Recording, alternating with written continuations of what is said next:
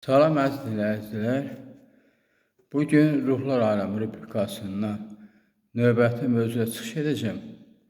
Ancaq bu mövzuya başlamazdan qabaq ilk öncə mənə komment yazan Kod ləqəbli, General ləqəbli, eyni zamanda son vaxtlar mənə komment yazan Asiman qardaşımıza öz minnətdarlığımı bildirirəm. Və Asiman qardaşımız bizə məndən belə bir xahiş elədi ki, bu sirli qüvvələr nədir? Bu sirli qüvvələr haqqında mənə məlumat verməyinizi istəyir Asiman qardaşımız. Mən də sirli qüvvələr haqqında çox danışmışam. İstəyirəm qısa bir xülasə formasında sirli qüvvələrin izahını verim. Asiman qardaşımızın sualının cavabı olsun. Mən əvvəlcə bilirdiniz ki, kainatı fəth edəndə yüksək şuurlarla əlaqə yaratdım. Sonra məlum oldu ki, kainatdan da kənar makro, mikro kainatlar var idi. Və makro, mikro kainatlarda yaşayan qüvvələri mən ali qüvvələr adlandırdım. Sonra məlum oldu ki, Allahın dərgahı və onun 9 məkanı var. Və Allahın dərgahının o 9 məkanda yaşayan qüvvələri mən ilahi qüvvələr adlandırdım. Sonra belə Yaradanın zərrəciyi mənim qəlbimdə zühur etdi və Yaradan zərrəciyi dedi ki, sən indən sonra o yüksək şuurları da, ali qüvvələr, ilahi qüvvələri də birləşdir, ümumi bir ad qoy və mən də Yaradan zərrəcinin izn-i ilə, xeyir duası ilə bütün o yüksək şuurları, ali qüvvə, ali qüvvələr və ilahi qüvvələri sirli qüvvə adlandırdım. Və yəni sirli qüvvə deyəndə burada ilahi qüvvələr də ola bilər, ali qüvvələr də ola bilər, yüksək şuurlar da ola bilər. Yəni bu üç qüvvəni birləşdirib sirli qüvvə kimi mən onların adıyla danışıram. Yəqin ki, Asiman qardaşımız sirli qüvvələrin mahiyyətini qısa da olsa yəqin ki, ona məlumat çatdıra bildim. Və özünə də bir sirli qüvvələr haqqında mən çox danışmışam. Çoxlu videolarım var. Yəni ehtiyac yoxdur ki, yenidən bu sirli qüvvələr haqqında geniş məlumat verim. Və Asiman qardaşımız sualına belə bir qısa cavab verdim. Yəni deyirəm ki, çıxışma başlamamızdan qabaq mən Kod ləqəbli, General ləqəbli və bir də Asiman adlı dinləyicilərimə öz minnətdarlığımı bildirirəm ki, mənə hər çıxışımda komment yazırlar, öz fikirlərini bildirirlər. Təşəkkürlər hər üçünüzə. Əziz dinləyicilər, bugün isə mən sizə Ruhlar Aləmi rubrikasından növbəti mövzu haqqında danışmaq istəyirəm. Növbəti mövzumuz belədir. Ruhlar aləminin fəlsəfi inteqrasiyası. Bu mövzu haqqında mən sizə çıxış etmək istəyirəm və xahiş edirəm qulaq asın. İnsan tarix boyu həyatın mənası, ölümün mahiyyəti və ruhun varlığı haqqında düşünmüşdür. Bu suallar həm dinin, həm də fəlsəfənin əsas araşdırma mövzularından biri olmuşdur. Ruhlar aləmi anlayışı insanların maddi dünyadan kənarda mövcud olduğuna inandıqları mənəvi bir aləmi ifadə edir. Fəlsəfi interpretasiya isə bu anlayışın ağıl, düşüncə və məntiq vasitəsilə izah edilməsidir. Ruhlar aləminin fəlsəfi interpretasiyası insanın öz varlığını, kainatı və həyatın sirlərini daha da dərindən anlamağa çalışmasının nəticəsidir. Qədim dövrlərdən etibarən filosoflar ruhun mahiyyəti haqqında müxtəlif fikirlər irəli sürmüşlər. Məsələn, qədim Yunan filosof Platon ruhu insanın əbədi və dəyişməz hissəsi hesab edirdi. Onun fikrincə insan bədəni müvəqqəti olsa da, ruh ölümsüzdür və ölümdən sonra da ruh mövcudluğunu davam etdirir. Aristotel isə ruhu insanın həyat enerjisi və fəaliyyət mənbəyi kimi izah etmişdir. Bu düşüncələr göstərir ki, fəlsəfi tarixində ruh yalnız dini anlayış deyil, həm də insan varlığının əsas hissəsi kimi qəbul olunmuşdur. Ruhlar aləmi fəlsəfədə çox vaxt görünməyən həqiqətlərin simvolu kimi dəyərləndirilir. İnsan yalnız maddi dünya ilə məhdudlaşmır. Onun düşüncələri, hissləri və mənəvi dəyərləri də həyatın mühüm hissəsidir. Fəlsəfi baxımdan ruh insanın daxili aləmini təmsil edir. İnsan vicdan, sevgi, mərhəmət və ədalət kimi anlayışları məhz ruh vasitəsilə hiss edir. Bu səbəbdən ruhlar aləmi insanın mənəvi tərəfinin ifadəsi kimi qəbul edilir. Orta əsr fəlsəfəsində ruh anlayışı daha çox dini düşüncə ilə əlaqələndirilmişdir. Bir çox filosoflar insan ruhunun ilahi mənşəli olduğunu və Tanrı ilə bağlılığını vurğulamışdır. Onların fikrincə insanın əsas məqsədi ruhunun saflaşdırmaq və mənəvi kamilliyə çatmaqdır. Bu düşüncə insan yalnız maddi ehtiyaclarla deyil, mənəvi dəyərlərlə də yaşamasının vacibliyini göstərir. Ruhlar aləmi burada əbədi həqiqətin və mənəvi mükəmməlliyin simvoluna çevrilir. Müasir fəlsəfədə isə ruhlar aləmi daha fərqli yanaşmalar mövcuddur. Bəzi filosoflar ruh anlayışını insan şuurunun və psixologiyasının bir hissəsi kimi izah edirlər.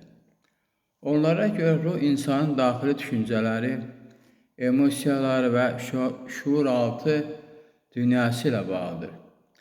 Digər düşüncələr isə ruhun insanın kainatla mənəvi bağlılığını ifadə etdiyini bildirir. Bu baxışlara görə insan yalnız fərdi varlıq deyil, bütöv kainatın bir hissəsidir və onun ruhu ümumi varlıq sistemi ilə əlaqədardır. Ruhlar aləmi fəlsəfi interpretasiyası insanın ölümə münasibətinə də təsir göstərir. İnsan ölümün son olmadığını düşündükdə həyata daha fərqli baxır. Bu düşüncə insanı mənəvi dəyərlərə yaxınlaşdırır və yaxşı əməllərlə yaşamağa sövq edir. Çünki bir çox fəlsəfi baxışlarda ruhun əbədi olduğu və insanın mənəvi iz qoyduğu qəbul edilir. Bu isə insan həyatını daha mənalı yaşamasına səbəb olur. Ruhlar alemi həm də insanın özünü tanımaq istəyinin nəticəsidir. İnsan daim mən kiməm, həyatın məqsədi nədir kimi suallara cavab axtarır. Fəlsəfə bu suallara tam cavab verməsə də, insanı düşünməyə və həqiqəti axtarmağa istiqamətləndirir. Ruh anlayışı insan yalnız maddi deyil, mənəvi tərəfə də malik olduğunu göstərir. Bu isə insanın daxili inkişafına və mənəvi kamilləşməsinə yol açır.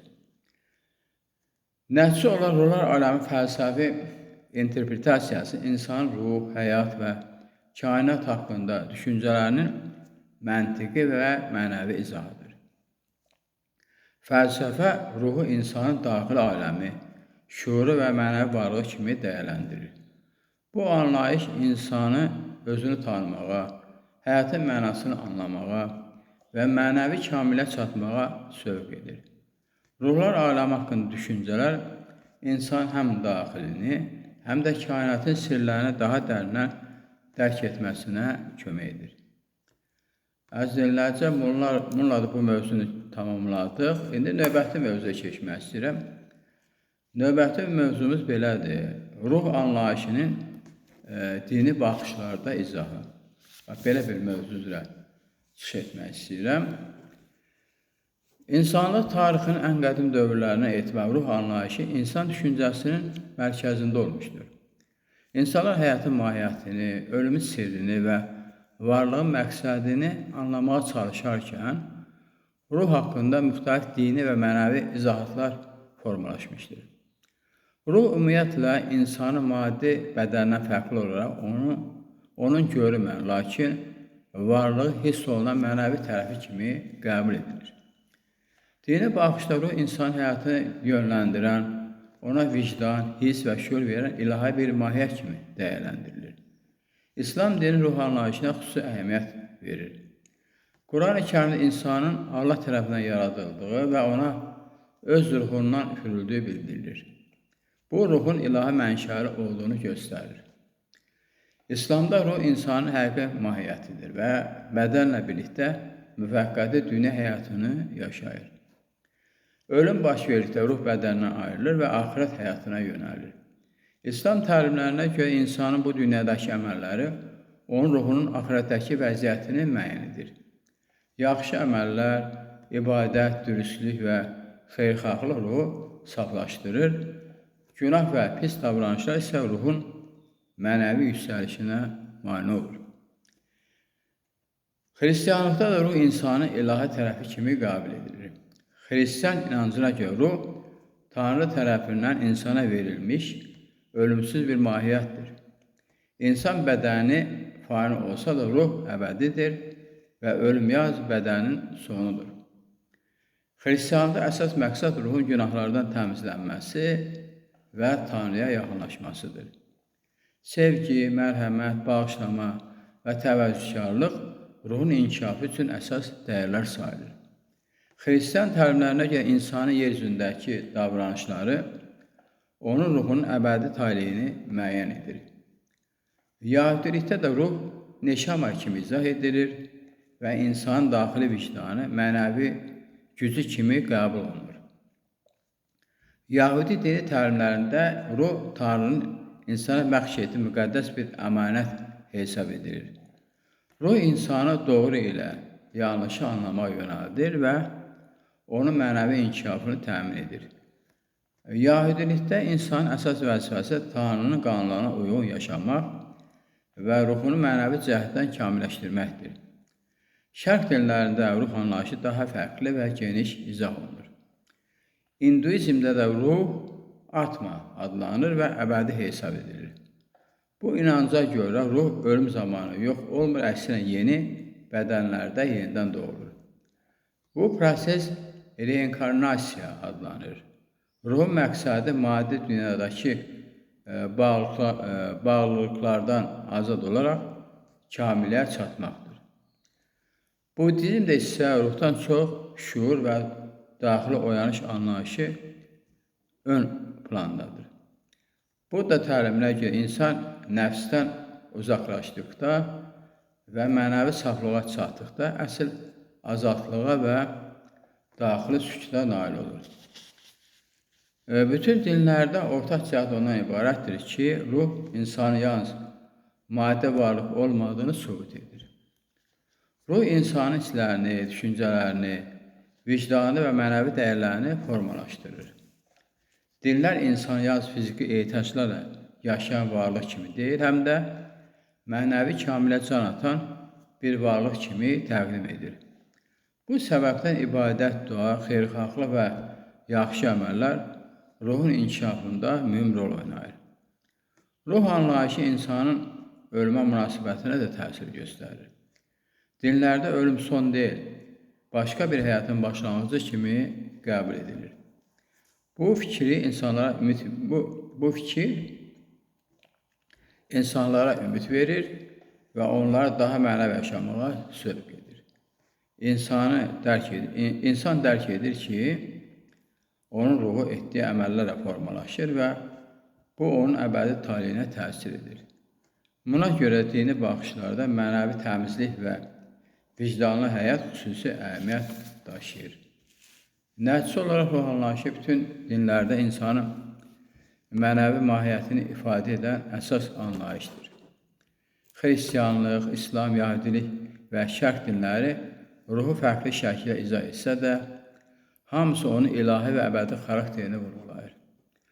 Ruh insanı mənəvi kamilliyə aparan, onu həyatın dərin mənası anlamağa yönəldən ən mühüm varlıqdır. İnsan ruhunu saflaşdırdıqca həm bu dünyada, həm də dini baxışlara görə axirət və yaxud da mənəvi aləmdə daha yüksək mərhələyə çatır. Əziz dinləyicilər, bu mövzu haqqında bu qədər. Növbəti mövzu ruhlar aləmi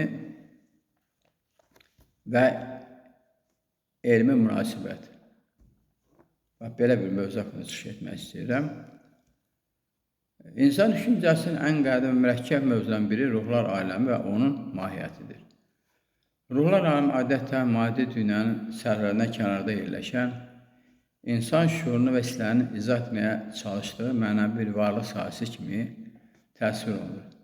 Elm isə müşahidə, təcrübə və sübutlara əsaslanan bir sistem olaraq təbiət və kainat qanunlarını öyrənir.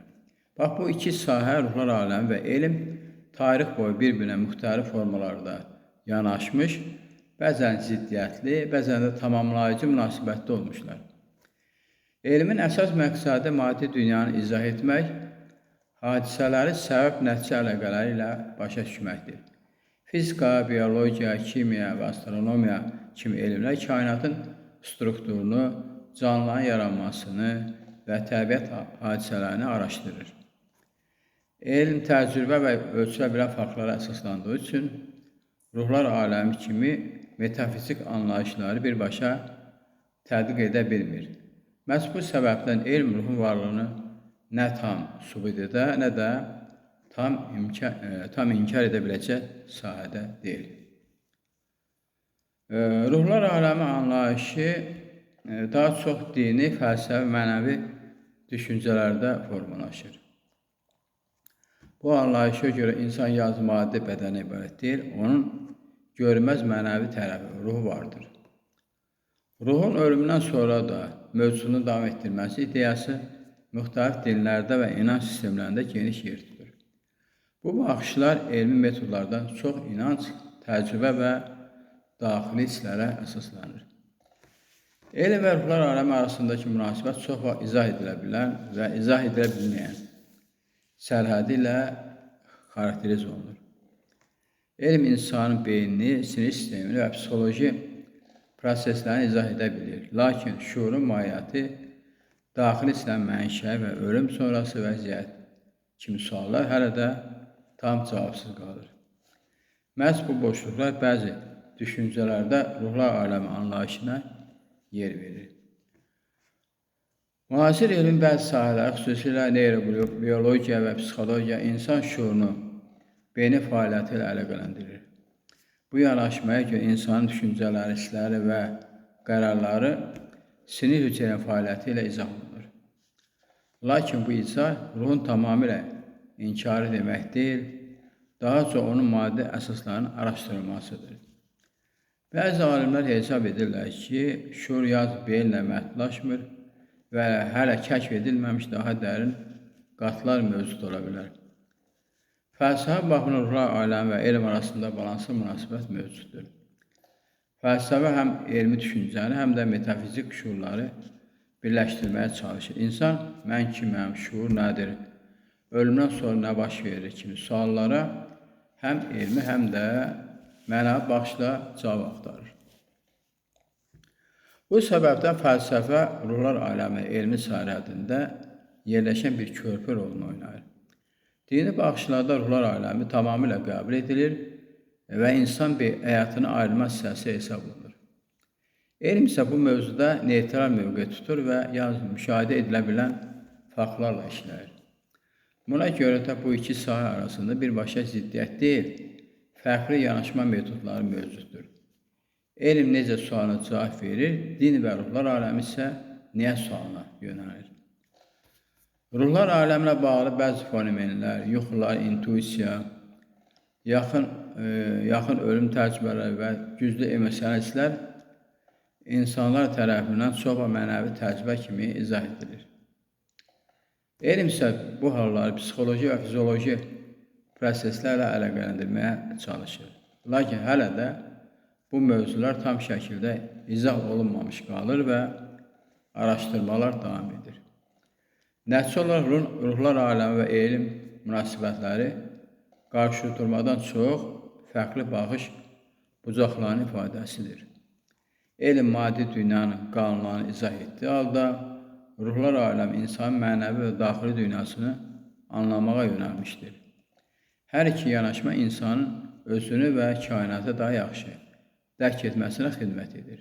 İnsan həm elmə, həm də mənəvi düşüncəyə açıq olduqda daha geniş və dərin bir dünya görüşü əldə edir. Əziz dinləyicilər, bu mövzu barədə bu qədər. İndi istəyirəm növbəti mövzu haqqında danışım. Növbəti mövzumuz belədir: ruhun metafizik ölçüləri. İnsan düşüncəsi tarix boyu yalnız maddi dünyayı zahirə kifayətlənməmiş, görünməyən və hisslərlə tam dərk olunmayan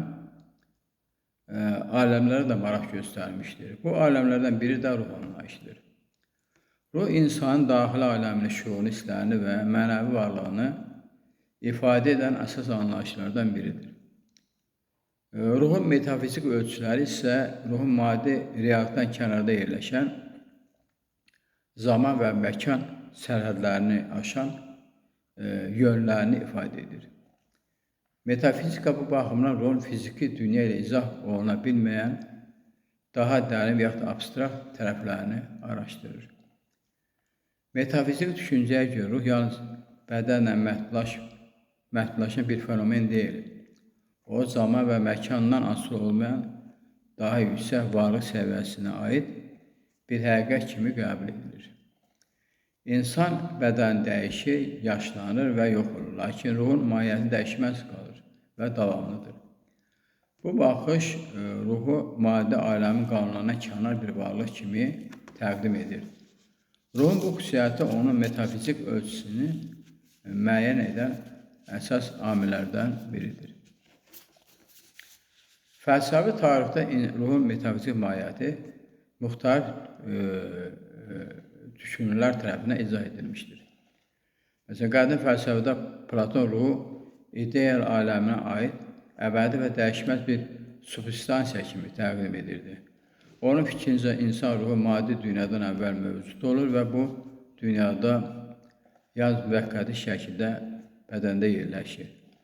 Bu baxış ruhun fiziki dünyadan üstün və müstəqil bir varlıq olduğunu göstərir.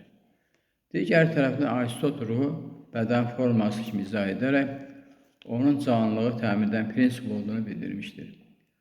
Onun düşüncəsinə görə ruh bədəndən tam ayrılmaz, lakin onun həyat fəaliyyətini mümkün edən daxili bir gücdür. Bu yanaşma ruhun həm maddi, həm də metafizik tərəflərini birləşdirən orta mövqe kimi dəyərləndirilir. Metafizik ölçülərdə ruhun əsas xüsusiyyətlərindən biri onun zaman və məkandan asılı olmamasıdır. İnsan şuuru keçmişi xatırlaya, gələcəyi təsvir edə bilər. Bu isə ruhun yalnız indiki anla məhdudlaşmadığını göstərir.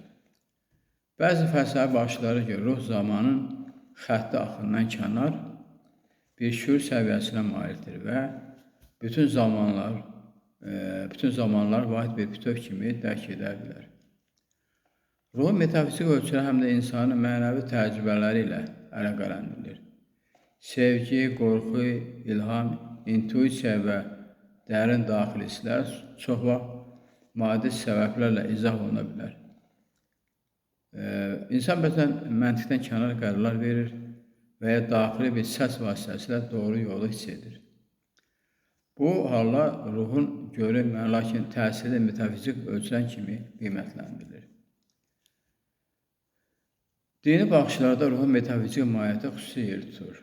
Bir çox dinlərə görə ruh ilahi mənşəlidir və maddi aləmdən üstün bir varlıq səviyyəsinə aiddir. Ruhun ölüm sonrası mövcudluğu, onun başqa bir aləmə keçidi və əbədi davamlılığı bu metafizik ölçülərin əsasını təşkil edir.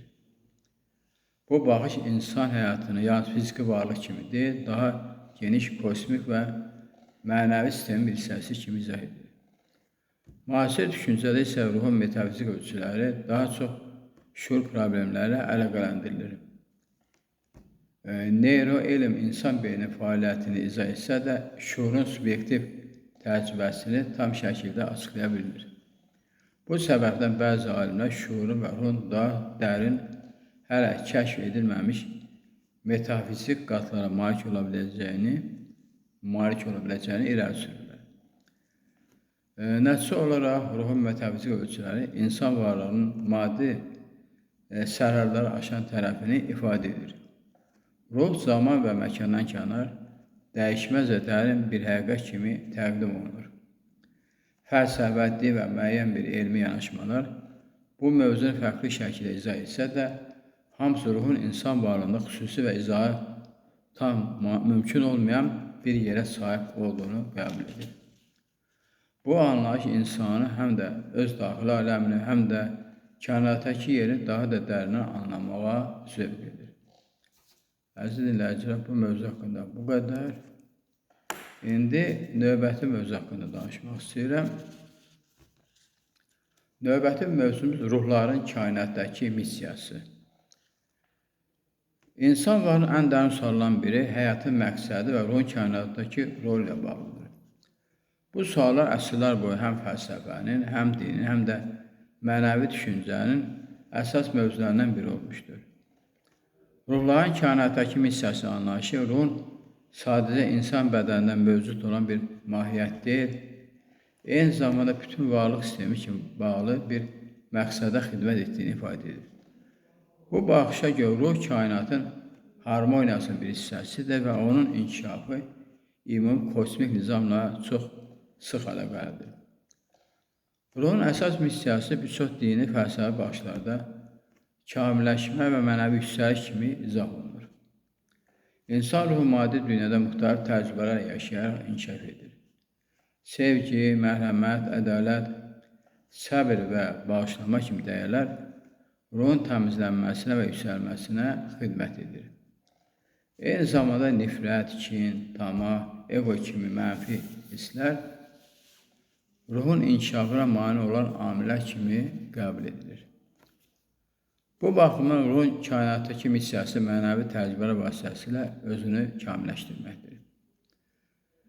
Kainatın bütövlüyü nəzəriyyəsinə görə hər bir varlıq bir-birilə əlaqəlidir.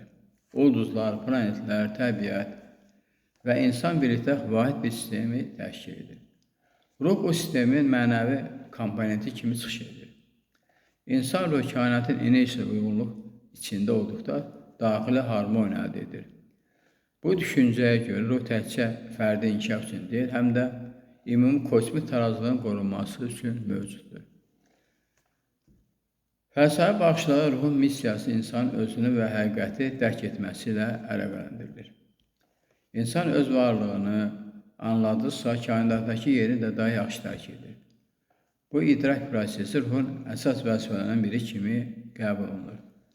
Platon kimi filosoflar ruhun ali ideal aləminə qayıdışını insan həyatının əsas məqsədi kimi izah etmişdir. Onun fikrincə ruh maddi dünyada müvəqqəti olaraq yerləşir və məqsədi yenidən kamil həqiqətə qovuşmaqdır. Aristotel isə ruhun missiyası canlı varlıqla həyat vermək və onların fəaliyyətini təmin etmək üçün dəyərləndirir. Onun yanaşmasına görə ruh bədənin formasıdır və varlığın inkişafını mümkün edən əsas prinsipdir. Bu fikir ruhun həm bioloji, həm də mənəvi funksiyasını birləşdirir. Dini baxışlarda ruh kainatdakı missiyası daha çox ilahi məqsədlə əlaqələndirilir. İslam, xristianlıq və yəhudillik kimi dinlərdə insan ruhunun əsas vəzifəsi yaradanı tanımaq, ona yaxınlaşmaq və mənəvi kamilliyə çatmaqdır. Və bu baxışlara görə dünya həyatı ruh üçün bir imtahan mərhələsidir. Və insan bu mərhələdə etdiyi seçimlərlə öz mənəvi gələcəyini müəyyən edir. Yaxşı əməllər ruhu yüksəldir, pis əməllər isə onun inkişafını zəiflədir. Şərq fəlsəfəsində xüsusilə hinduizm və budizm kimi təlimlərdə ruhun missiyası reinkarnasiya dövrlərindən azad olmaq və ali mənəvi vəziyyətə çatmaq kimi izah edilir. Ruh müxtəlif həyat tərzləri yaşayaraq kamilləşir və nəhayət maddi dünyaya bağlılıqdan azad olur. Bu proses ruhun təkamülü kimi qəbul edilir və onun əsas məqsədi daxili azadlığa çatmaqdır. Müasir düşüncədə ruhun missiyası daha çox insanın özünü reallaşdırması və daxili potensialını üzə çıxarması ilə əlaqələndirilir. İnsan öz istedadlarını inkişaf etdirdikcə, mənəvi dəyərlərə uyğun yaşadıkça və cəmiyyətə fayda verdikcə, ruhun missiyasını yerinə yetirmiş olur. Bu yanaşma ruhu həm fərdi, həm də sosial inkişafın mərkəzinə qoyur. Nəticə olaraq ruhların kainatdakı missiyası insan varlığının məqsədini, kainatla əlaqəsini və mənəvi inkişaf yolunu izah edən geniş bir anlayışdır. Ruh həm fərdi kamilləşmə, həm də ümumi kosmik harmoniyanın bir hissəsi kimi çıxış edir. Fəlsəfə və dinlər bu missiyanı müxtəlif formalarda izah etsə də, ortaq fikir ona ibarət ki, ruh daim inkişaf edən və daim yüksək həqiqətlərə yönəlmiş bir varlıqdır. İnsan bu missiyanı dərk etsə, həm özünü, həm də kainatı daha dərindən anlayır. Əziz dinləyici, hələlik bu qədər. Sağ olun, gələn görüşlərə.